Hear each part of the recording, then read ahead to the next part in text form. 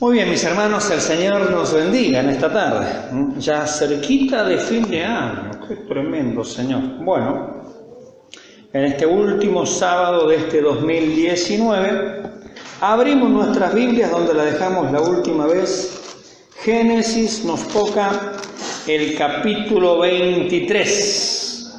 Génesis capítulo 23. Allí vamos a estar compartiendo la palabra. Acuérdense que el capítulo 22 trató acerca de el sacrificio que Dios le ordena a Abraham de su hijo Isaac. Sabemos que en definitiva Dios nunca hubiera querido ni aceptado, ¿cierto?, un sacrificio humano, simplemente era una prueba. De eso se trataba, de una prueba. Pero bueno, allí se ve la obediencia. Dijimos que la prueba conduce a la obediencia, la tentación conduce hacia el pecado. Hay una gran diferencia. Entonces Dios puede probarnos, ¿verdad que sí? Y Dios va a probarnos, y Dios quiere que seamos probados. Es decir, es una necesidad la prueba. Aunque no nos guste, pero es una necesidad. Ahora, la tentación no viene de parte de Dios. Dijimos que la tentación tiene tres fuentes. La primera fuente es interna, la concupiscencia o naturaleza pecaminosa. Es la tendencia natural a hacer lo malo.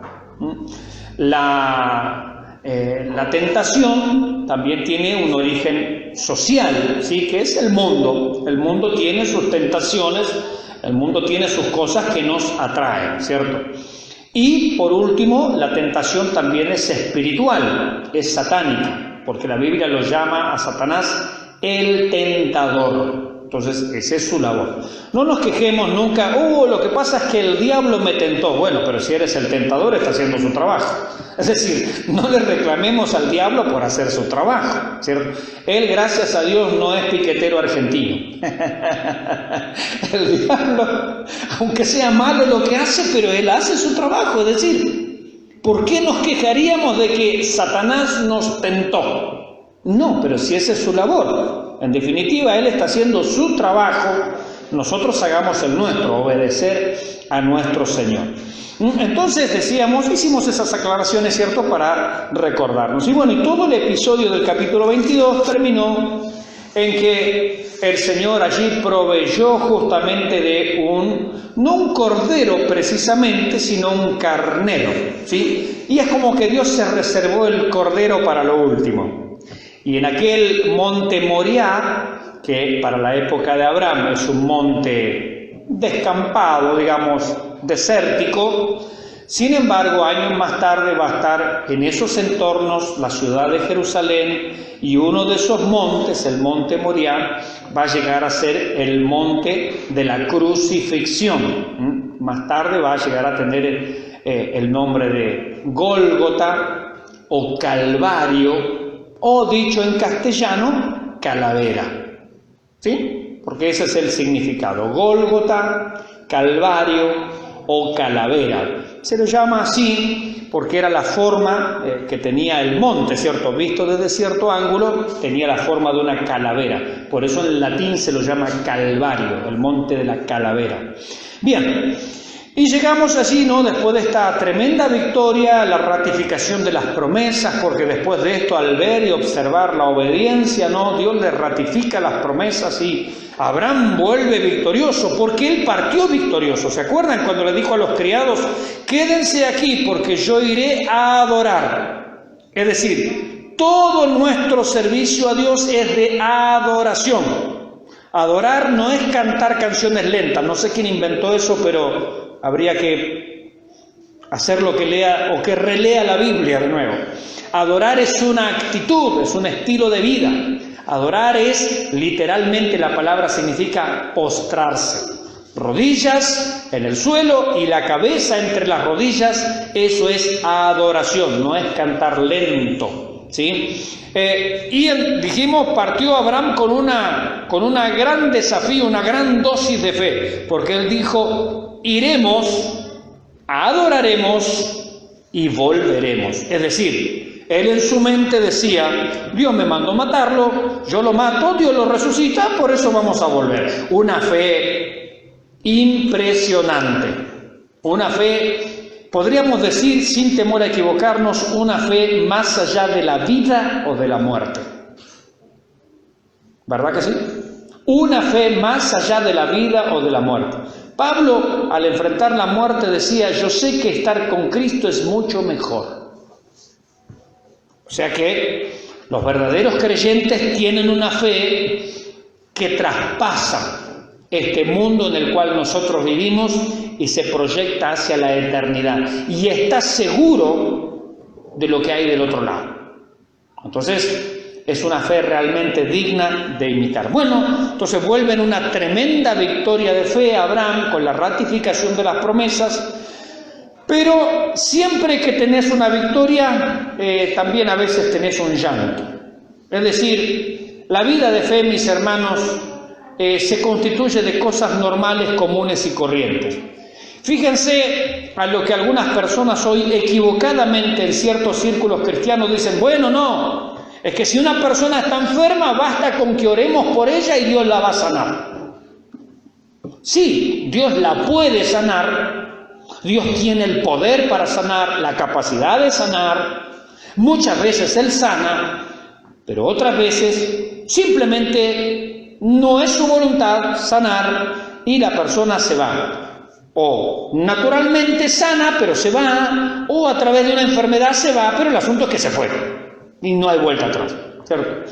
Y decíamos esto, ¿por qué? Porque si las enfermedades fueran solamente una cuestión de tener fe, ningún apóstol, discípulo, creyente en toda la historia del cristianismo, por lo menos tomemos el cristianismo, no se hubiera muerto, estaría con nosotros. No sé, mañana predica Pablo, pasado mañana viene el apóstol Pedro y nos visita. No, es una tontería, me explico. Ese pensamiento en sí mismo es una tontería porque ningún cristiano se hubiera muerto si es simplemente una cuestión de fe. ¿Podríamos acusar a Pablo de falta de fe?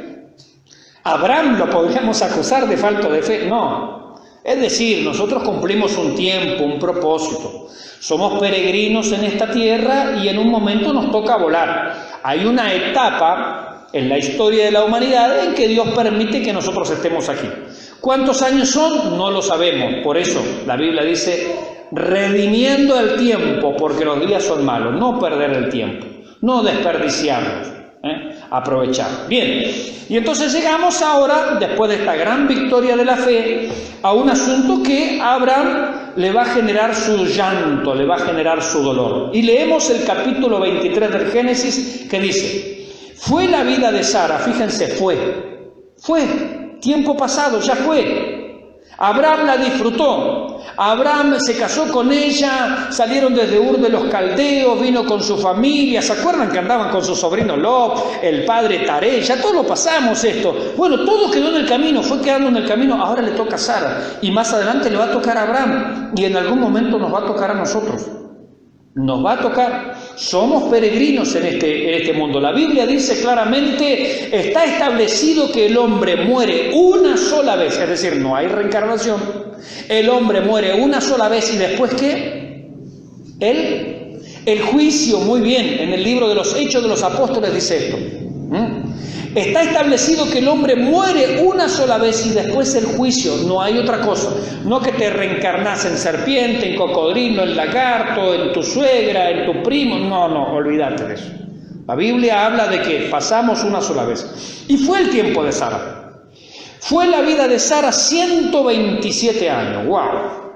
Qué buena vida, ¿no? 127 años. Bueno, sabemos que al principio de la humanidad la gente vivía más. Y dijimos en un momento, en una de las tantas predicaciones que llevamos del libro de Génesis, que a causa del pecado, a causa de la maldad, la expectativa de vida se ha ido acortando. Esto lo dice la Biblia claramente. Por ejemplo, en el Salmo 90, Moisés escribe acerca de esto.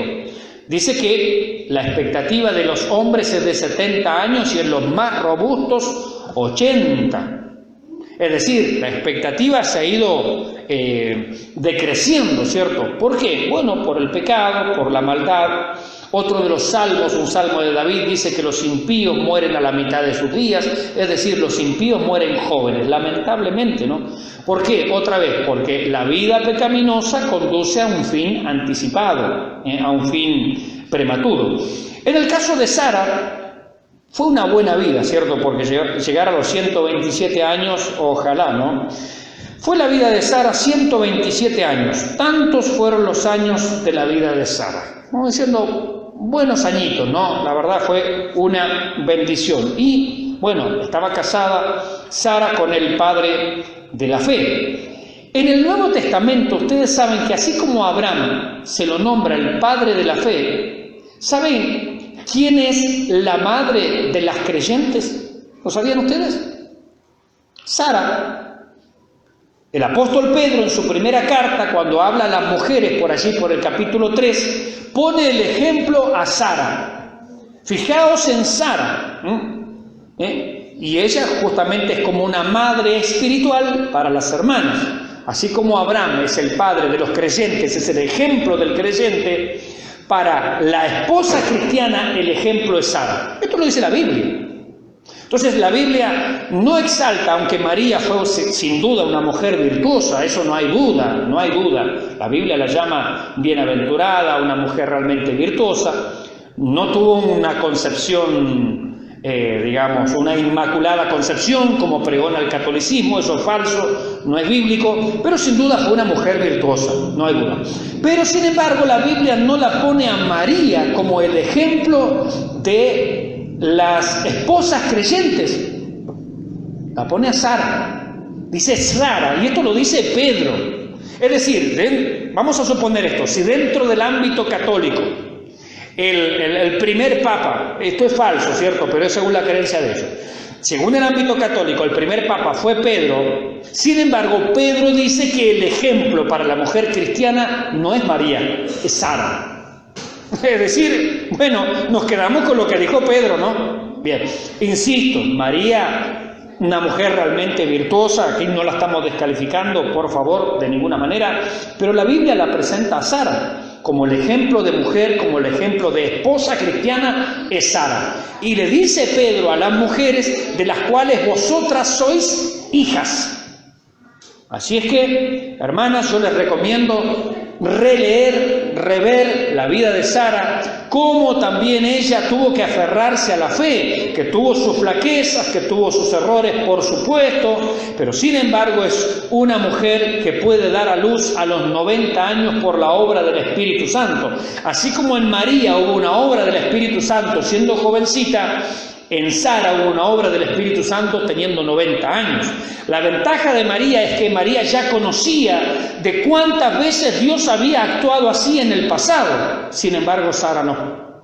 Y tuvo que esperar hasta los 90 para experimentar en carne propia lo que es el poder de Dios y lo que es la manifestación de la gracia de Dios, haciéndola a ella madre, no solamente de un hijo, sino madre de toda la nación de Israel y también madre y ejemplo de las mujeres cristianas hasta el día de hoy y en cada mujer cristiana que haya en este mundo. ¡Wow! El papel de Sara es extraordinario. Muchas veces lo pasa por alto, pero la Biblia le otorga un sitial de honor a esta fiel creyente llamada Sara. Que Sara, literalmente, acuérdense que no era el nombre original. ¿Se acuerdan cuál era el nombre original de ella? Porque Dios suele cambiar los nombres. Saraí, muy bien, Saraí, era el nombre original, pero Dios se lo cambió a Sara, que significa princesa. Isaac significa risa, pero Sara significa princesa. Es decir, a Abraham ahora se le murió su princesa. Y se ve que para él fue su princesa, porque vamos a ver la actitud de Abraham. Abraham era mayor 10 años que Sara. Es decir, Abraham acá tiene unos 137 años. ¿Sí? Sara muere a los 127, Abraham tenía 137. Y fíjense lo que pasó. Versículo 2. Y murió Sara en Kiriat Arba, que es Hebrón, esto es al sur de Israel, de lo que hoy conocemos como Israel. En aquel tiempo no existía la nación de Israel, estaba habitada por los pueblos cananeos, heveos, fereceos, jebuseos, y tantos eos, ¿no? Bien, Y murió Sara en Kiriat Arba, que es Hebrón. Hebrón es una ciudad que todavía existe en Israel, pero que, insisto, en aquel tiempo no existía Israel como nación. De hecho, no existía ni siquiera Jacob, que es el que va a tener el nombre Israel, porque ese va a ser el nieto de Abraham. Dice, en la tierra de Canaán, allí murió Sara, murió allí. Y vino Abraham a hacer duelo por Sara y a llorarla. Estaba leyendo algunos comentaristas acerca de este texto y dicen literalmente, Abraham rompió en llanto desconsoladamente. Esa es la idea. Es decir, este hombre realmente amaba a esta mujer. Por eso algún comentarista dice, verdaderamente se nota por la actitud, por lo que la Biblia nos dice, que este hombre realmente la amaba, era un especial tesoro para ella. Por eso fíjense qué ejemplo para nosotros, por ejemplo, desde el punto de vista del matrimonio. Esta mujer le hizo tanto bien a su esposo, fue tan fiel compañera, que este hombre a los 137 años, dice la Biblia, rompió desconsoladamente en llanto cuando ella se le fue. No dijo, bueno, ¿qué va a hacer? Ya habíamos vivido bastante tiempo, ya era hora, ya era... No, Abraham realmente la amaba. Había sido su fiel compañera, había sido la mujer que lo acompañó y lo apoyó en todo. Acuérdense que ellos vivían en Ur de los Caldeos, a cientos y cientos de kilómetros de allí. Había que hacer toda una parábola, de acuerdo al mapa, recorrer lo que es la Mesopotamia, allí en Medio Oriente. Y ella lo acompañó en todos lados. Cuando tuvo que ir a Egipto también lo acompañó. Es decir, Sara fue su fiel compañera. Con razón la Biblia la nombra como la madre y el ejemplo supremo para la mujer cristiana. Para la esposa cristiana, Sara es el ejemplo. Este hombre la llora desconsoladamente. Este hombre se quebrantó su corazón al ver la pérdida de su esposa. Y tenían ¿cuántos años de casados? Es decir, acá había un amor genuino, un amor verdadero, un amor real. Que el Señor nos ayude a amar, ¿cierto?, a los que somos casados, a nuestro cónyuge, o sea, hombre o mujer, según corresponda, ¿cierto?, con un amor sincero, un amor genuino, y llegar, como aquí lo vemos, hasta que la muerte nos separe. Ese es el desafío del Señor, ese es el propósito de Dios para el matrimonio. Y murió Sara en Kiriat Arba, que es Hebrón, allí al sur de lo que hoy es Israel, en la tierra de Canaán. Fíjense, y vino Abraham a hacer duelo por Sara y a llorar. Es decir, él se postra, llora al estilo oriental, siente un tremendo dolor y un tremendo pesar, ¿no? Versículo 3, y se levantó Abraham de delante de su muerta y habló a los hijos de él diciendo. Ahora, hay un concepto muy erróneo también. Lamentablemente en el cristianismo siempre se van filtrando conceptos erróneos. Un corito, por ejemplo, dice: no puede estar triste el corazón que alaba a Cristo. Eso es falso. Hay gente que dice, bueno, si usted es cristiano, usted confía en el Señor y bueno, como también se decía de los hombres no lloran. Eso es falso, absolutamente. Y en el cristianismo también es falso. Vemos al padre de la fe llorando. Vemos al padre de la fe quebrantado. Ahora, él no está llorando con desesperanza, porque él creyó que Dios era poderoso para resucitar a su hijo entre los muertos. La pregunta sería, ¿que él no creería que Dios es poderoso de resucitar a su esposa de entre los muertos? La respuesta es sí, la respuesta es obvia. Abraham creía en la resurrección. Ya lo había demostrado en el capítulo anterior con la vida de su propio hijo. Él estuvo dispuesto a sacrificar a su hijo creyendo en la resurrección. Fíjense que la Biblia nos habla de esto, la resurrección. Job, que es contemporáneo a Abraham, en una región allí aledaña, porque Job y Abraham son contemporáneos, aunque el libro de Job está puesto aparte, ¿cierto?, allí adelante de los Salmos, pero Job fue escrito en esta misma época. ¿Sí? Son contemporáneos. Job también creía en la resurrección. Cuando uno lee el libro de Job, de la época de Abraham, allá en el 2200 a.C., Job creía en la resurrección y él dice: aunque me matare, en él esperaré, y sé que después de deshecha esta mi piel, en mi carne he de ver a Dios. Es decir, él creía en la resurrección. Job creía en la resurrección, Abraham creía en la resurrección, no solo de su hijo, sino también de su esposa. Y él le va a dar un entierro y va a querer un lugar donde él también, cuando le toque la partida, va a estar él. ¿Por qué? Porque él espera en la resurrección. Él cree en la resurrección. Y la Biblia va a decir más adelante, Dios no se avergüenza de ser llamado el Dios de ellos, porque les ha preparado una ciudad. En la carta a los Hebreos dice esto. Es decir, Dios no se avergüenza de aquel que le cree hasta las últimas consecuencias. ¿Qué significa esto puesto al revés, negativamente? Que a Dios le avergüenza quienes no creen en Él, o que dicen creer y su fe es ilusoria, momentánea, pasajera.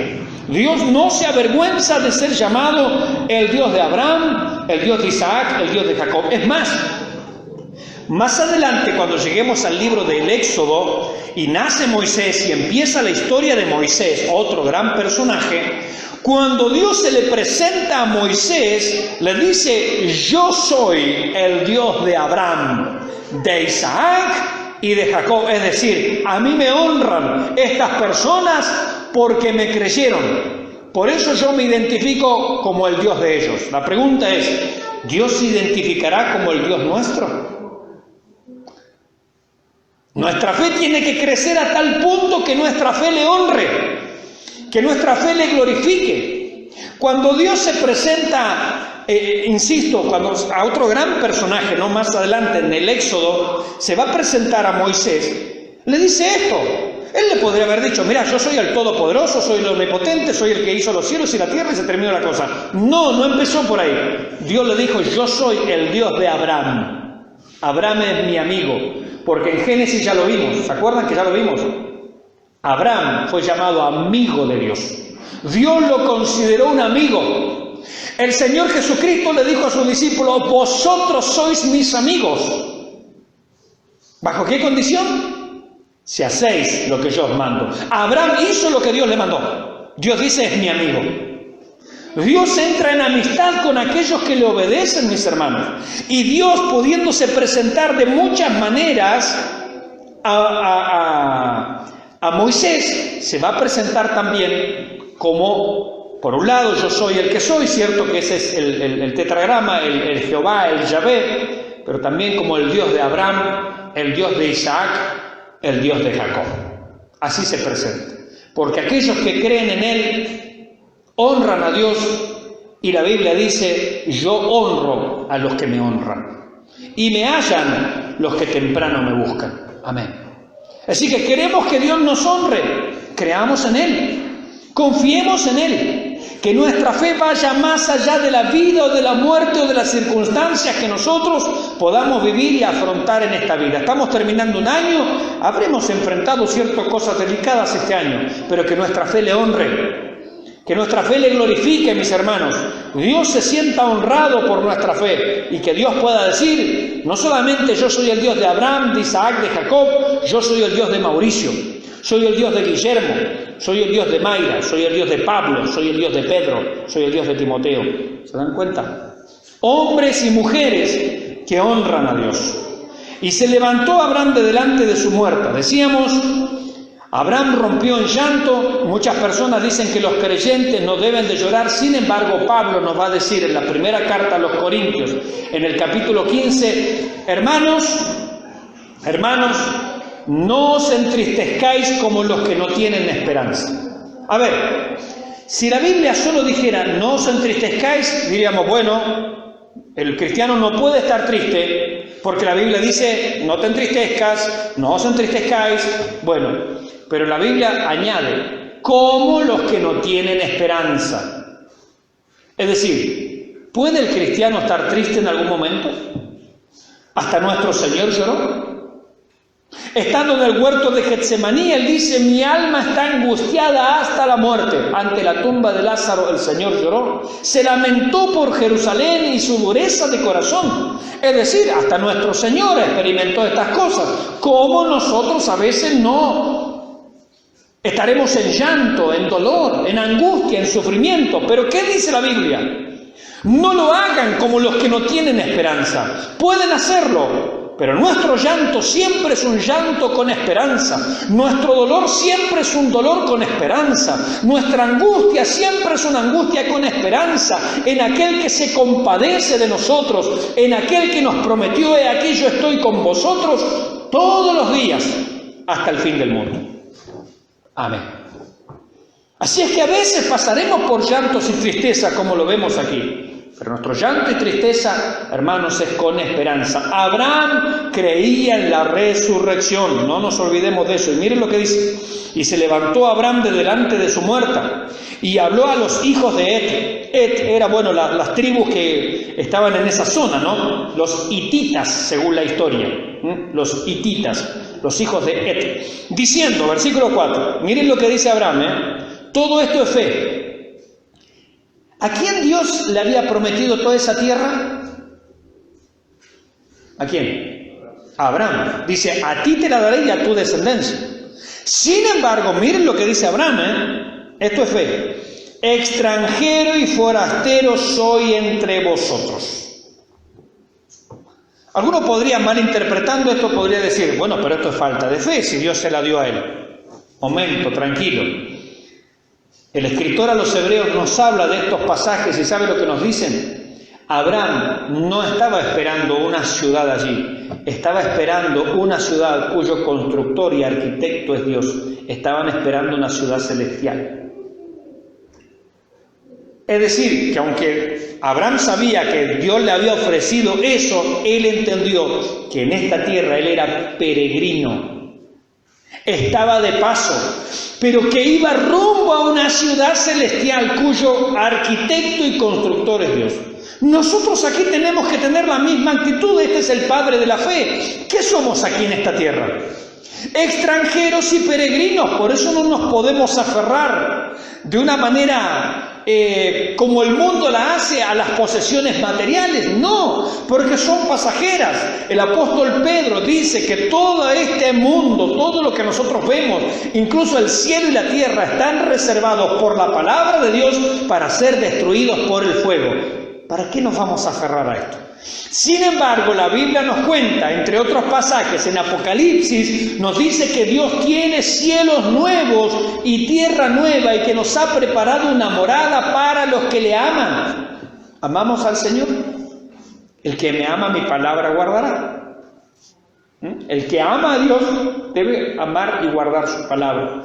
Entonces, Abraham está pensando: aunque Dios me ha prometido esta tierra, yo sé que tiene cosas mejores. Aunque se ha muerto mi esposa y la voy a enterrar, sé que Él la va a resucitar. ¿Se dan cuenta que es una fe que traspasa lo que nosotros vemos? Es una fe que ve más allá de lo evidente. Es una fe que no está los ojos puestos en la circunstancia, no está puesto en el hoy, no está puesto en el funeral, no está puesto en el féretro, no está puesto en la enfermedad, no está puesto en la tierra que él veía a su alrededor. Está puesta en las cosas eternas. Así tiene que estar nuestra fe, mis hermanos, en las cosas eternas. Todos queremos mejorar nuestra casita, ¿verdad? Sí, es válido, hermano. Nosotros también, recién contábamos allí que si Dios lo permite el año que viene queremos darle un poquito de atención a nuestra casa, terminar detalles que nos faltan. Pero hermanos, sin que eso signifique que vamos a dejar de orar, sin que eso signifique que por arreglar la casa vamos a faltar el culto. No, porque Dios es primero en nuestra vida. Dios es primero en nuestras decisiones. ¿Es lícito que nosotros nos ocupemos de las cosas materiales? Sí, por supuesto. Y que las disfrutemos, amén, gloria al Señor. Pero nunca cambiar lo material por lo espiritual, jamás. Porque las cosas espirituales son las cosas eternas, son las cosas que valen la pena, son las cosas que tienen que tener prioridad en nuestros corazones. Y esto es lo que tiene Abraham en mente. Aunque Dios le ha prometido esa tierra, sin embargo, él está esperando una tierra mejor, una tierra celestial. Yo soy extranjero aquí, soy peregrino, soy forastero, estoy de paso. Fíjense la mentalidad de Abraham. ¿Cómo estamos nosotros en esta tierra? De paso, esperando cosas mejores, mis hermanos. Gloria al Señor. Extranjero y forastero soy entre vosotros, dadme propiedad para sepultura entre vosotros y sepultaré mi muerta de delante de mí. quiere un lugar simplemente para que el cuerpo descanse. ¿Por qué Él quería resguardar el cuerpo? Sabemos que el cuerpo se va a desintegrar, pero justamente la esperanza de la resurrección, tenemos esta esperanza nosotros, mis hermanos. Sabemos que aunque un día estemos en la sepultura, la Biblia dice, los muertos, escuche, los muertos en Cristo resucitarán primero. Luego nosotros, los que vivimos, los que hayamos quedado, seremos transformados en un abrir y cerrar de ojos. Entonces, ¿por qué? Porque tenemos esperanza de resurrección, mis hermanos. Los creyentes desde el Antiguo Testamento al Nuevo Testamento a hoy creemos en la resurrección. Esto es una de las doctrinas que nosotros como iglesia creemos. Nosotros creemos en la resurrección de los muertos. Hay algunos que van a resucitar, como los creyentes, para gloria eterna, para recibir lo que Dios les ha prometido. Y otros resucitarán, todos resucitarán en definitiva, pero para vergüenza eterna, por haber rechazado el amor de la verdad, y una vez que hayan resucitado, recibirán el juicio final, y luego del juicio final también recibirán un cuerpo especial que soporte el castigo eterno. Nosotros no creemos, como por ejemplo los testigos de Jehová que hablan del aniquilamiento, es decir, una vez que te fríen, bueno, ya no existís más. No, la Biblia no enseña eso. La Biblia enseña que las personas sufrirán el castigo eterno, lo sufrirán eternamente. Para sufrirlo eternamente tienen que primero ser resucitados para vergüenza, para confusión, para el juicio final. En el juicio final recibir un cuerpo especial que soporte un castigo eterno. No hay aniquilamiento. Así como hay vida eterna en los cielos, también hay muerte eterna en el lago de fuego. Y esto nosotros lo creemos como iglesia, es una de las grandes doctrinas que nosotros creemos, ¿sí? La resurrección de los muertos. Sepultaré a mi muerta de delante de mí. Y respondieron los hijos de Ed, versículo 5, a Abraham. Le dijeron, óyenos, versículo 6, Señor nuestro, eres un príncipe de Dios entre nosotros. En lo mejor de nuestros sepulcros sepulta a tu muerta. Ninguno de nosotros te negará su sepulcro, ni te impedirá que entierres tu muerta. Versículo 7. Y Abraham se levantó y se inclinó al pueblo de aquella tierra, a los hijos de Ed, los hititas, ¿cierto? Y habló con ellos diciendo, si tenéis voluntad de que yo sepulte mi muerta de delante de mí, oídme, e interceder por mí con Efrón, hijo de Zohar, para que me dé la cueva de Macpela, que tiene al extremo de su heredad. Por su justo precio me la dé, para posesión de sepultura en medio de vosotros. Es decir, Abraham está diciendo, a ver, si a ustedes les parece que yo puedo sepultar aquí, hablen con fulano de tal para que me venda allí una cueva, un cierto sector de su propiedad. Hay una cueva en ese sector y bueno, yo allí, al estilo oriental, ¿cierto? De hecho, el pueblo judío también sepultaba en cuevas. Jesús fue sepultado en un sepulcro, en una cueva. Eso así se hacía, se estilaba. No como lo hacemos nosotros simplemente cavando pozos. Ellos sepultaban en cuevas, eso era lo normal. Dice que por su justo precio me la dé, para posesión de sepultura en medio de vosotros.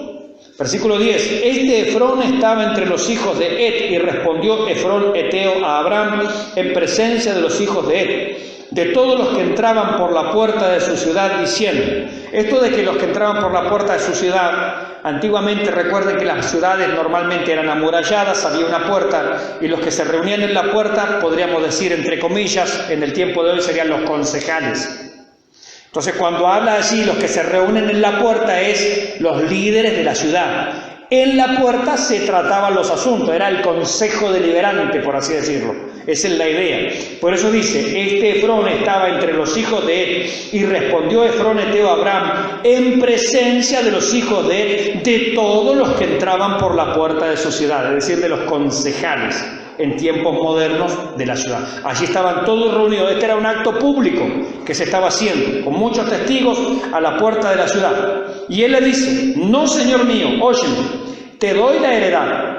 y te doy también la cueva que está en ella, en presencia de los hijos de mi pueblo te la doy, sepulta tu muerte.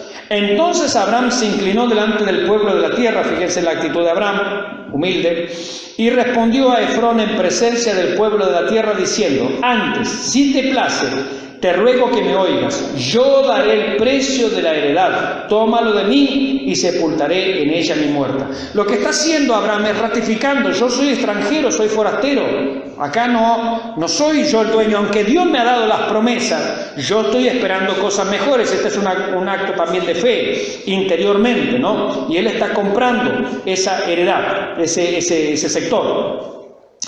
Respondió 14, respondió Efrón a Abraham diciéndole: Señor mío, escúchame, la tierra vale 400 siclos de plata. ¿Qué es esto entre tú y yo? Entierra pues tu muerte.